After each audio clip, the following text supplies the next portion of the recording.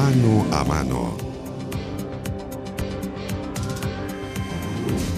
La Superintendencia de Salud decidió extender en un mes más la provisión a los afiliados de Más Vida para cambiarse de ISAPRE, llamado Corralito, que se extiende. Bueno, vamos a hablar de este tema. Nos acompaña el Superintendente de Salud, Sebastián Pavlovich, para conocer cuál es el plan y qué está sucediendo con ISAPRE Más Vida y sus más de 500.000 de afiliados. ¿Cómo le va?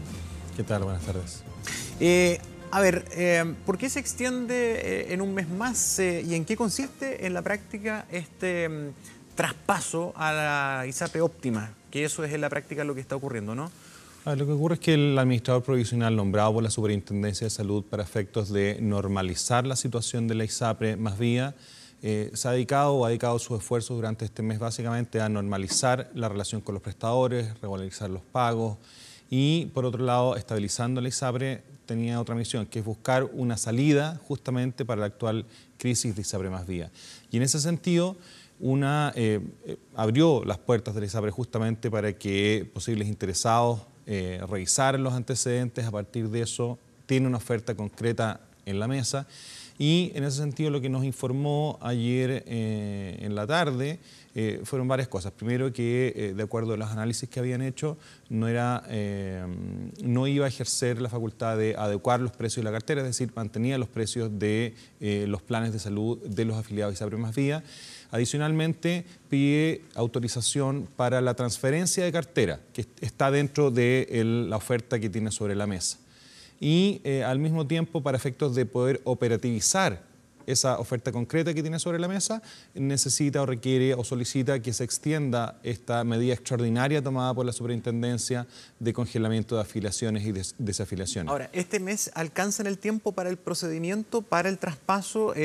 Nexus hace esta oferta a través de la ISAPRE óptima, va a absorber toda la cartera de clientes de Más Vida.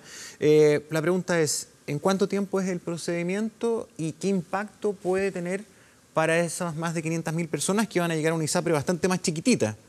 Claro, lo que ocurre es que dentro de la oferta planteada, no es, en la práctica es al revés. No es que se vayan a ir los 500.000 a una ISAPRE pequeña, sino más bien que la ISAPRE pequeña va a ocupar todas las instalaciones de Más Vida. Exactamente. Ese es el diseño que ellos han propuesto, que en el fondo no es el vehículo a través de un grupo inversor grande, que es Nexus, ha planteado el diseño de su oferta, en el fondo hacerse cargo de la cartera, pero también de las instalaciones, de los software, de los trabajadores, justamente para mantener la continuidad operacional y todos los contratos asociados a los planes de salud de los beneficiarios de Más Vida. Pero se hace cargo de la cartera de clientes, de la infraestructura, ¿y qué pasa con las deudas, con la situación financiera propiamente tal? En algún momento, cuando se desarrollaron las primeras conversaciones en el marco de esta intervención extraordinaria con el administrador provisional, nosotros le planteamos que cualquier iniciativa que fuera en ese sentido tenía que dar suficientes garantías y seguridades para que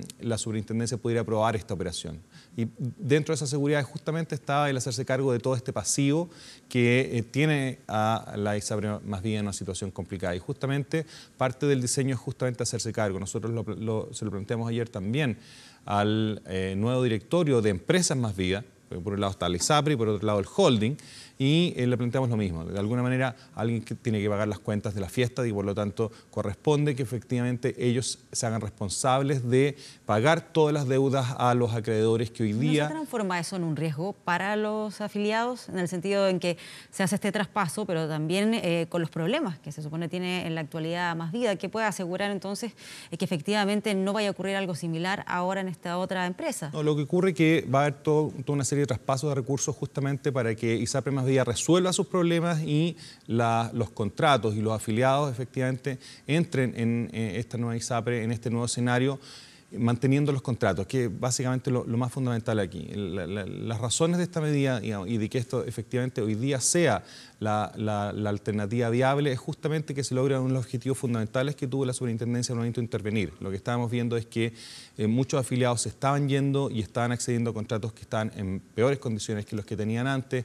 Muchos afiliados que no se podían ir, porque esta medida no afecta a todos por igual. Hay algunos que de todas maneras por preexistencia no se pueden cambiar.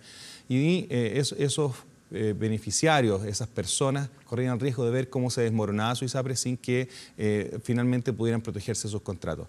Y esta medida está dentro de lo que la ley contempla y justamente lo que busca es proteger esos contratos, los derechos y obligaciones que emanan de los planes de salud.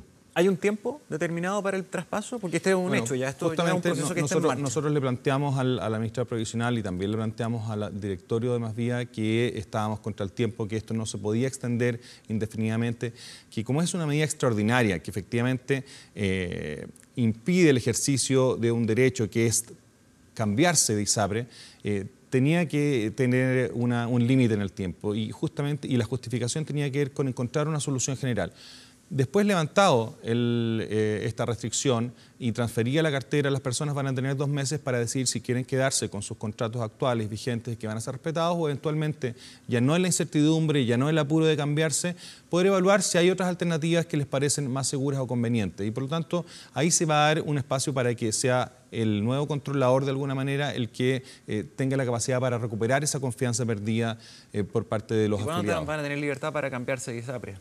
Una vez que se transfiere la cartera, todos los afiliados al ISAPRE tienen 2 meses para optar por algún otro contrato de otra ISAPRE que existe en el sistema. Se mantiene, que insista en el punto, pero estoy pensando en aquellos afiliados que a lo mejor están viendo y tienen la duda, la preocupación respecto a su futuro. Se va a mantener el precio, lo que están pagando mensualmente y también la cobertura, los beneficios. Así es. El plan tal cual como está ahora. Los mismos planes, exactamente. Convenios, planes, todo. Exactamente. ¿Qué pasa con las clínicas asociadas y las otras cosas que están ahí? Es justamente lo que nosotros planteamos ayer a Empresas Más Vía, que en el fondo era crítico para esta medida, y se lo planteamos también al ministro provisional, que era crítico para esta medida que continuaran los esfuerzos y redoblaran los esfuerzos para normalizar completamente el funcionamiento de los convenios.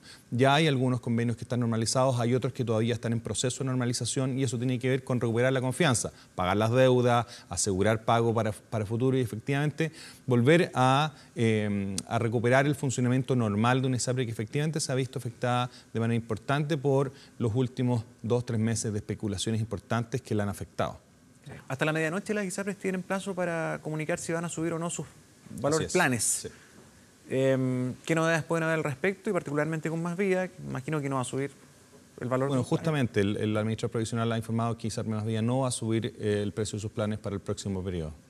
¿Qué debiera pasar con las otras? El resto, pero lo digo también considerando el nivel de ganancias. Ayer se supo que habían aumentado un 62% respecto al año pasado. ¿No se justificaría con ese nivel de ganancias un alza en los planes? En general nosotros hemos distinguido que no tiene que ver con las utilidades, la justificación de las alzas, sino básicamente con los costos. Y ese es el principal desafío en el cual las ISAPRES han fallado, que es efectivamente asegurar que los aumentos de costo que están fuera de su control son los que justifican estas alzas y ahí donde han fallado sistemáticamente en tribunales y ante sus propios usuarios. Sí. La buena salud del sistema, a la luz de del incremento de ganancias, hablamos un 54% más, de 32.000 a 54.000 millones de pesos en ganancias. Habla de que este es un sistema que está muy bien y que Más Vida es una excepción absoluta. Lo primero es que efectivamente la situación de Más Vía, como parece evidente, no es reflejo de lo que sucede en el resto de la industria. Eso parece bastante evidente. Y lo segundo, nosotros reconocemos que el sistema tiene problemas de funcionamiento y problemas de marco regulatorio que están ahí y que efectivamente tampoco son sostenibles en el mediano plazo, por el grado de conflictividad, de judicialización, incluso de falta de legitimidad que tiene ante sus propios beneficiarios, ante sus propios usuarios. Pero eso no quiere decir que esté en crisis, digamos. Efectivamente los números en ese sentido hablan por sí solos. Ahora, ¿por qué perdón, lo último por mi parte, ¿cómo se explica el aumento tan suculento de ganancias? Porque, a ver, tenemos una ISAPRE ya que está en un problema puntual, pero tenemos un sistema que hace rato que está enfrentando problemas con altos costos. Las ISAPRES están enfrentando un montón de juicios, se han quejado mucho ahí, se han quejado también de los costos de operación que les han ido subiendo, y pese a todo eso, las utilidades son súper altas y van creciendo. ¿Por qué? Bueno, cualquier esfuerzo por explicar no implica justificar. Eso es no, es para entender qué elementos pueden ser. Hay más cotizantes. Hay varios elementos que explican o que sirven para explicar esta diferencia respecto del año anterior. Por un lado, aumentaron la cantidad de cotizantes en el sistema, aumentan las remuneraciones la prima GES que se empezó a aplicar, el reajuste de la prima GES o del plan auge que se empezó a aplicar desde julio del año pasado, ha tenido también parte de la explicación. O sea, el 27% del aumento está asociado justamente a el reajuste de la prima GES. O sea, que se va aumentando lo que se cobra por GES.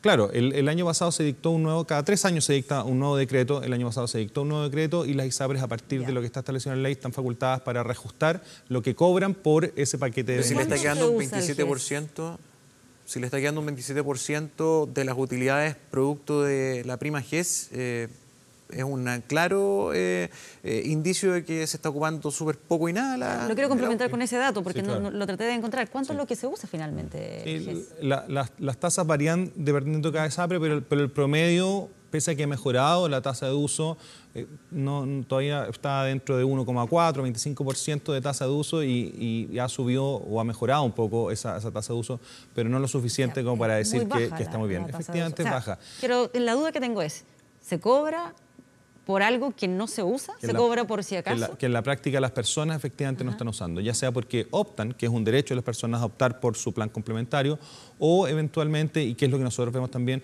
por falta de información adecuada y oportuna. Y ese claramente hay un desafío en parte de fiscalización, porque nosotros estamos haciendo fiscalización permanente de eso, pero fundamentalmente de quienes tienen más información, que no son las personas sin duda, sino que son los prestadores, son los seguros que en el fondo deberían orientar a las personas adecuadamente para que saquen el máximo provecho de su plan de salud. ¿Será porque no les conviene? O sea, lo digo en el sentido de que lo que ocurre con el GES es que las ISAPRES determinan cuál es la clínica donde pueden realizarse la operación o lo que sea, y también determinan muchas veces el doctor. Entonces, cuando se trata de algo tan delicado como es la salud, obviamente un paciente va a querer operarse, por ejemplo, en el lugar donde ha sido tratado siempre o con el doctor, por lo menos que lo ha tratado siempre. ¿Puede que eso finalmente sea lo que atente contra el uso del sistema GES? En algún sentido puede ser. Efectivamente, la lógica GES apunta a redes que sean más cerradas porque implica un ejercicio de contención de costos que favorece a las personas, pero que también favorece al sistema en términos de lograr los mejores acuerdos entre seguro y prestadores.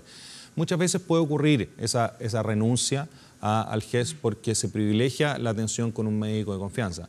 Pero en la mayoría de las ocasiones eso no es así, sino que muchas veces tiene que ver con que la oferta de la red que se le hace no es atractiva, que no tiene que ver solo con la confianza, sino que implica trasladarse. Hace algunos años nosotros detectamos, por ejemplo, que en regiones a las personas se les asignaba un prestador GES, o en el fondo el prestador asignado fuera de su región. Y una clínica para claro, una clínica fuera de la región donde esa persona residía. Obviamente eso se reducía en una imposibilidad real para ejercer efectivamente ese derecho. Y se instruyó a las ISAPRES que si designaban a un prestador fuera de la zona o de la región donde esa persona habitaba, tenían que financiarle también el traslado, puesto que si no, este costo del traslado implicaba finalmente un obstáculo en el acceso al goce de estos derechos. Claro, eso es lo que finalmente entonces sería una de las razones que influyen en que no se utilice, claro, pero se cobra y se va aumentando el precio por las ISAPRES por ese aspecto, por ese ítem. Sí. Bien, finalmente, ¿cuándo ya debiese saberse cuánto es lo que van a aumentar los precios o no van a aumentar? Hoy día hasta medianoche tienen plazo para informar a la Superintendencia de Salud. Nosotros mañana vamos a dar a conocer la información oficial cuando tengamos el reporte de todas las ISAPRES abiertas y cerradas. Me queda una sola duda. Con lo que dice relación con Más Vida y la situación que atraviesa, considerando que es un buen negocio las ISAPRES, porque entiendo que ninguna registró ni siquiera ningún tipo de pérdida. ¿Qué es lo que pasa con Más Vida? ¿Tiene que ver con el hecho de que no se hayan dedicado solamente a hacer una ISAPRE, sino también a tener otros negocios paralelos? Yo creo que hay una serie de factores que explican la situación de Más Vida. Tiene que ver con un crecimiento explosivo de una ISAPRE, en el fondo en base a una agresiva captura de usuarios, pero que al mismo tiempo vino aparejado con algo que en principio no es ilógico. Es decir, si tú tienes una política de alza cero de precios, tienes que tener prestadores de salud, clínicas, médicos, alineados con esa lógica de contención de costos. Por lo tanto, la idea de desarrollar una red que esté en esta lógica tenía sentido. Lo que pasa es que el desarrollo de esta red, en el fondo, no se planificó estratégicamente de una manera adecuada y empezó a implicar, digamos, un aprovechamiento de los recursos que generados por la ISAPRE sin las devoluciones correspondientes, sin recuperar el capital. voluntarismo, problemas de planificación y en el fondo una empresa que creció mucho y que no profesionalizó sus controles internos, su gobierno corporativo y en algún sentido eso le ha terminado de pasar la cuenta y uno lo ve cuando ve en este tipo de empresas en que está muy atomizada la propiedad, en el fondo no hay un controlador y finalmente lo que se dan son relaciones que terminan siendo bien perjudiciales para la buena marcha de una compañía y para la profesionalización de todas sus distintas áreas, de auditorías internas, de controles, de gerencia, separando funciones y todo eso terminaron fallando y le fue generando en el fondo un descalce entre su capacidad para planificar sus créditos de corto y largo plazo con los ingresos que iba generando. Bien, superintendente, muchas gracias por venir esta tarde. Vale, encantado, gracias por la invitación. Gracias por acompañarnos.